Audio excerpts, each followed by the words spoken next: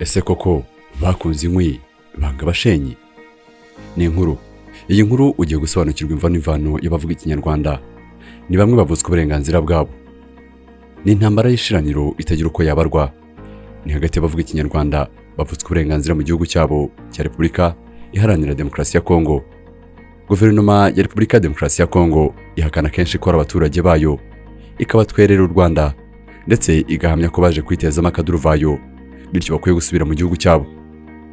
Ni nako imvugo zibiba urwango zibasira abavuga ikinyarwanda zikomeje kwigaragaza. Hari abahanze ibihugu biba gakondo y'imiryango yabo bakomotse mu Rwanda. Hari ibihugu byigaruriwe n'u Rwanda mu nkundura y'ibihugu ngo bereme igihugu kimwe. Hari kandi abahujwe no gushyingiranwa kw'Abanyarwanda nk'uko mu mibereho n'imibanire yabo bisanzwemo. Abaturage batuye ku butaka bwa Repubulika ya Demokarasi ya Kongo kuri ubu bavuga ikinyarwanda babanje guhanga ibihugu kandi bafite inkomoko mu Rwanda. Ibyo bihugu bikaba byarahanzwe muri ubu buryo. Igihugu cy'Ubuhunde cyahanzwe na Gihunde cya Rurenge na Nyirabasinga. Aba bafite gakondo yo mu karere ka Rutsiro, mu murenge wa Musasa, Mushonyi, Ruhango, Kigeyo na Boneza, ndetse n'umurenge wa Nyamyumba wo mu karere ka Rubavu. Igihugu cyabo bakaba baragihanze ahasaga mu 450. Abahunde kimwe n'indi miryango ibakomokaho nibo bari bihariye ubugenga bw'icyo gihugu.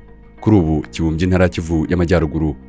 Ukuri kwibiriho nuko benshi mu batuye Kivu ya ruguru basobanukiye amateka yabo, bahamya neza ko inkomoko yabo yari mu karere ka Rutsiro mu gihugu cy'u Rwanda. Igihugu cy'Ubuhunde cyari igihugu kigari. Ibaze ko cyari gifite kilometero kare 59,483. Ahasaga mu mwaka w'igihumbi kimwe na 1991 nibwo Gihanga wari umaze guhanga igihugu cye cya Gasabo cyaje kubyara u Rwanda. Uyu yakoze urugendo rwo gusura ibihugu byatanze icyo guhangwa. Yari agiye kubyigiraho imitekerereze n'iyubaka bihugu. Yaragamije kandi kubaka no gukomeza igihugu gishya yari amaze guhanga. Niko kuza kugera mu gihugu cyitwaga Ubunyabungu. Icyo gihe cyagengwaga na Ngabo. Uyu ni wo muryango mugari w'Abashi. Kubera umubano w'akadasohoka Gihanga na Ngabo bagiranye, byatumye Ngabo ashyingira Gihanga umukobwa we Nyangobero, abumwe mu bakazana b'ibindi bihugu umwami w'u Rwanda yashatse. Uyu Nyangobero yaje kubyarana na Gihanga umuhungu umwe. Ni umuhungu umwe rukumbi bise Kanyabungo Ngabo. Uyu yaje kujya kurererwa kwa sekuru mu Munyabungu, aza no kuba igihangange muri ubwo bwami. Kugeza ubwo ayo mateka yandikwaga, Abanyiginya babaye inshuti magara n'Abashi, ku buryo umubano wabo wakomeye kubera gushyingiranwa hagati yabo. Abanyiginya bari batuye mu Bunyabungo kandi ari benshi, ndetse bafite ababakomokaho. Bahuje iyo mvange y'amaraso, imvange y'Abashi n'Abanyiginya. Dore ubutaka bw'ibyo bihugu bwaje komekwa ku Rwanda.